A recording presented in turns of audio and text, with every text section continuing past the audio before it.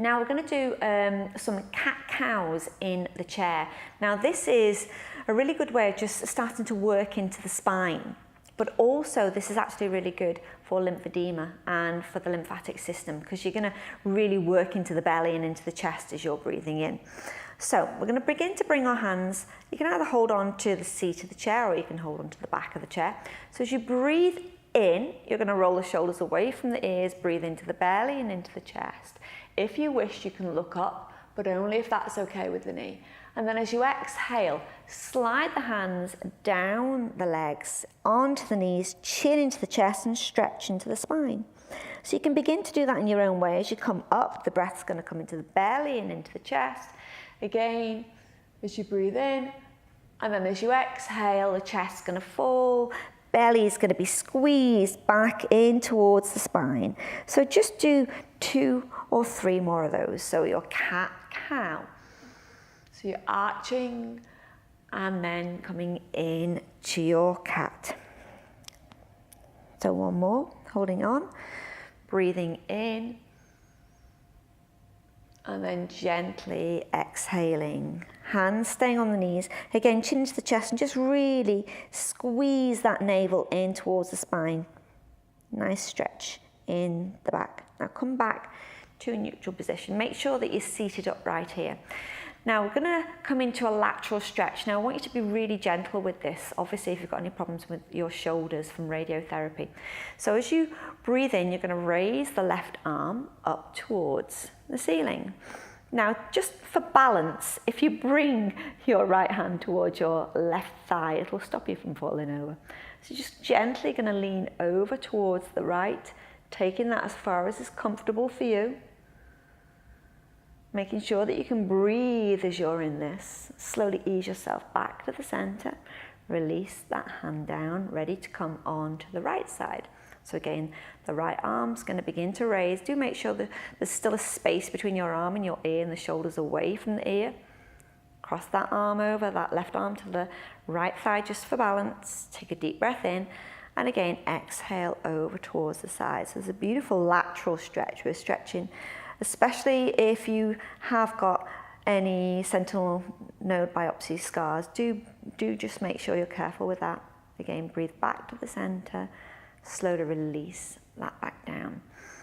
Now I'm going to come into a forward bend. For this, I'm going to shift myself just a little bit further forwards, but I'm making sure I'm still sitting on my chair. You can use a strap for this if you wish. Now, I prefer the version where I'm going to keep one knee bent. That's just to prevent me from falling. So I'm going to extend my left leg out, and all I'm going to do is bring my hands to my thighs. So it's going to come into the hamstring, so take a deep breath in, and all you're going to do is gently begin to reach. You might be able to touch the toe, but if it means you curving into the spine, you're not going to want to do that. So keep the fingertips towards that leg, take a deep breath in, and again, just allow the fingertips to walk down there. I'm keeping my right hand on this right knee to stop me from going too far there. I'm keeping my shoulders away from my ears, and I can feel that lengthening into the back.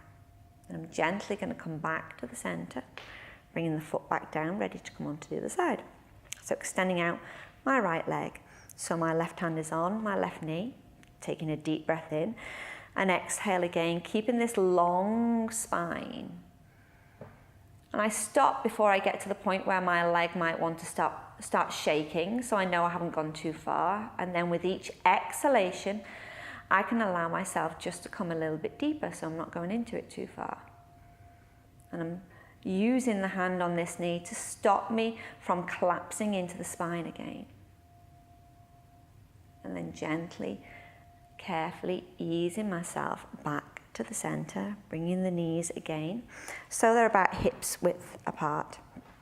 Now we're going to come into a twist. Now, some of the twists can take us a little bit deeper. This is a really nice gentle twist, so relax the shoulders away from the ears. And you're just going to bring your left hand towards the side or the back of the chair. And then this right hand's going to come towards the outside of the left thigh, and you're just going to gently twist towards the side. Breathe in as you lift and exhale as you twist. You may, if you've got the kind of chair that you can actually hold on to the back of the chair instead, and this will allow you to draw the shoulder away from the ears. Now, if you want to take this a little bit deeper, you can actually cross that knee over. But any issues in your knees, I would stay with the easier version. So do take this as far as is comfortable. Breathe in to lift and exhale to twist. And then slowly, just a bit of a gentle twist in the opposite direction. And then come back to the center, ready to come on to the other side. So again, right hand's going to come towards the back or the side of the chair. And the left hand's going to come to the outside of the right knee. Breathe in to twist and exhale. Breathe in and exhale again. My hand's going to come towards the back. Chin is level with the floor.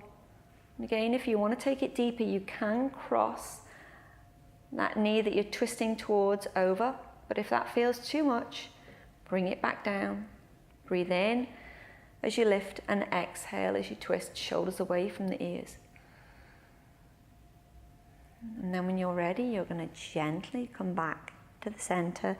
Bit of a twist in the opposite direction just to make sure that feels okay. And then when you're ready, come back. Now just slide your hands down to your knees, and I want you just to draw your chin in towards your chest and just give yourself a little bit of a stretch there. And then slowly ease your way back to the center. I'm going to finish with a pose that's called down dog. Now you might have heard of down dog. Of course, we know where it comes from, a dog. I've got 2 dogs. They get up in the morning, the first thing they want to do is stretch, and they do a down dog for me.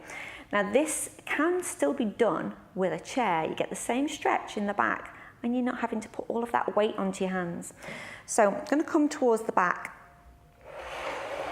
and I'm going to hold the back of my chair. And all I'm going to do is step my feet back as far as is comfortable for me. So maybe this is as far as I'm ready to go to start off with. I'm going to start drawing the hips back. Now you're going to take this as far as is comfortable, remember. Now, in an actual down dog, what you would be doing would be allowing your arms to come behind your ears. So I'm going to do that now just to show you. But what you do need to make sure is that you're completely balanced as you're doing this. So this is how you can still get your down dog stretch, but there is no weight coming into the arms. It's all in the feet, because if you take too much weight in your arms, you can, if you've had lymphs removed, you can cause lymphedema. So do be really, really careful with that. Still got that beautiful, beautiful stretch in the back. And then gently draw the navel in towards the spine and slowly ease yourself back to the center.